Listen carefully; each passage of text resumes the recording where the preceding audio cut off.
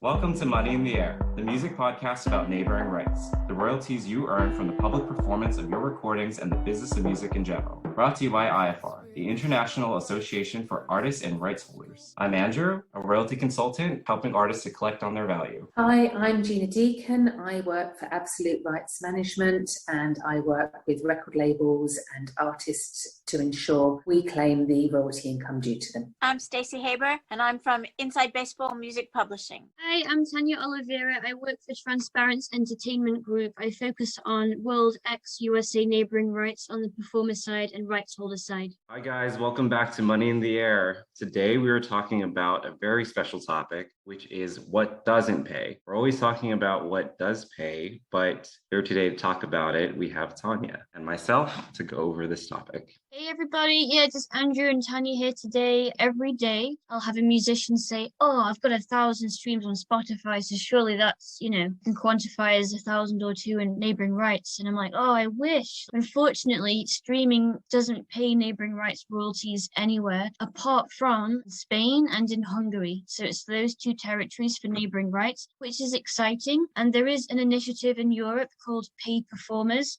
And all the member states are kind of looking at legislation, and there's lobby groups and pressure groups, which I'm a part of as well. And we are hopeful that slowly but surely other EU member states will follow suit basically and start to pay neighbouring rights for streaming. So in Spain, it's Spotify only at the moment. In Hungary, it's Deezer only. But Spotify, there's a lawsuit happening in Hungary involving Spotify. So hopefully they will also start to pay as a DSP, which is interesting and exciting. Also, YouTube comes up a lot. You can get a million views on YouTube. In my opinion, that should pay neighbouring rights royalties too. It definitely pays publishing, but not neighbouring rights, not right now, not in any territory. I mean, the law, it always takes a while to catch up, but the streaming in two countries pays neighbouring rights. It's it's a matter of time, right, until YouTube gets involved. It might take a little while. At the moment, YouTube does not pay. Also live, musicians often mix up, songwriting and performance with your performance on a recording. So you might do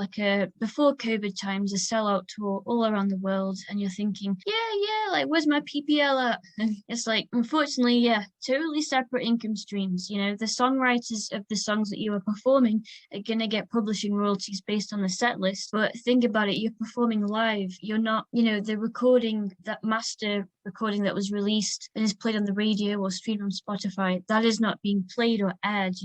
You're doing a live performance. So live comes up a lot. So you have your sound recording and you have your music composition. Every single time it is played, essentially, in theory, there should be two sets of rights that are being exercised. It's performance, and then it is a reproduction, which means on the sound recording, performance, then reproduction means streaming or sales. And then on the music composition, that means performance and then mechanical income. So because performance is not fully being recognized at the streaming level, that's what we're talking about here. And it's also only narrowly focused on audio only. So that's why YouTube is not also being included, because it's audio visual. You have the ability to choose the track. It's not broadcast. For example, in the UK, if something is playing on MTV and it's on a TV station, you're not able to choose that track. That will produce a neighboring right. However, if you're on YouTube and viewing that same music video, that's interactive. So you won't receive a neighboring right for that. A lot of it is to do with,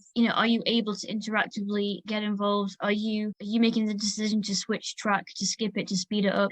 That's the crux of it, isn't it, really? Like with the radio, you don't really have a choice. The DJ's playing the tracks and they will get paid neighboring rights. But it's the way that copyright evolved. So the first one was the ability to reproduce your work, and then the second of which was a performance right back in the 1850s. So it's a right layered upon another right that just gradually grew over time. It's interactive or non-interactive.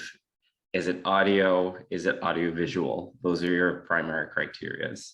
Also, I often get asked by musicians, my track's been synced in this commercial and there's background music in this commercial, on TV. And that's a great question because I'd say 9 times out of 10, no, it doesn't qualify for neighbouring rights. However, in the Netherlands and in Spain, I know that you can get neighbouring rights if your music is in the background of a commercial, an advert we'd say in the UK, and it's played on a TV. So that's worth bearing in mind. Of course, you'd have to go direct at Senna in the Netherlands, AIE in Spain.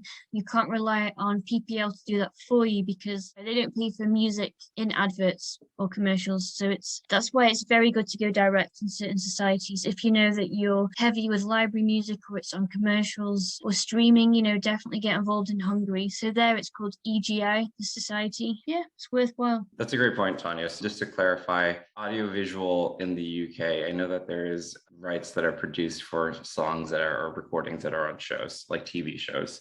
That's fair game. Yeah, so it's a very grey area at PPL. If you're watching a TV show and you hear music in the background, and that's a commercially released piece of music, so you could find it on Spotify, for example, or it's, Poker Face by Lady Gaga, of course, it's going to have an ISRC, it's going to be on PBL's database, it's had airplay, they're going to match income to that. So with production music, also known as library music, it's a grey area because PPL doesn't collect from TV broadcasters for those types of tracks. However, what we recommend to rights holders is that they release the library music, which you see a lot of on Spotify, especially with the Marvel kind of films, like the Spider-Mans and Supermans, release the soundtrack, generate your ISRCs, and then, you'll be surprised at which countries do pay. Some countries in Europe do pay audiovisual that has production or library music.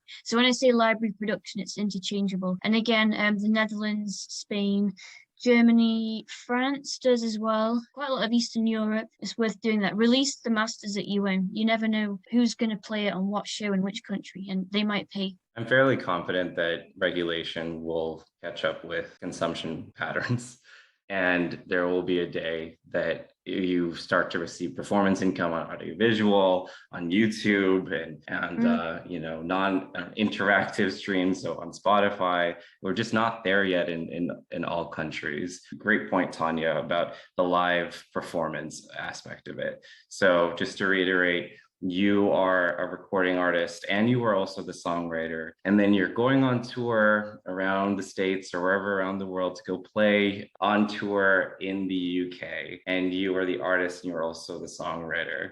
And then you will receive a songwriter royalty from PRS, but you are not going to receive a sound recording neighboring right royalty from PPL. There's no actual sound recording when you are performing that live. You are recreating the composition or performing the composition. Exactly. Yeah, you have the rights to copy the song. And I love the word copyright because you just flip it around. It's like you have the rights to copy it, Nice.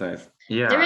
There's something that a few of us neighbouring rights reps are discussing right now. We think it's a valid point, but again, we don't think things are going to change in the short term, but hopefully they will. It's for like DJ sets, like DJs that play recorded music in a live music venue. Then it's difficult to constitute, is it a live performance or not? But yeah, recorded music is definitely being played, And so that we're trying to pressure PPL to recognize that and license it as such, but they're dragging their heels, and I'm sure there's more to it, and it's probably not as cut and dry as, just license it, because their set list is just, they're playing recorded music through the sound system.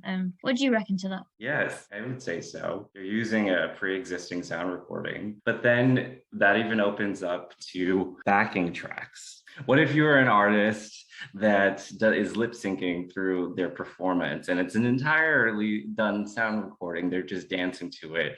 How is that not qualifying for neighboring rights at that point? I agree with you. Exactly. This happens all the time. There's lip syncing going on, and a pre-recorded track is simply, someone's hitting play and it's being broadcast, and there's people in the audience, and maybe it's being recorded for a DVD package, and maybe it's on TV, and there's a lot of unknowns in this income stream and a lot of gray areas, but that's why IFR it's important to talk about it and join up and sign up, and because we do lobby for positive changes.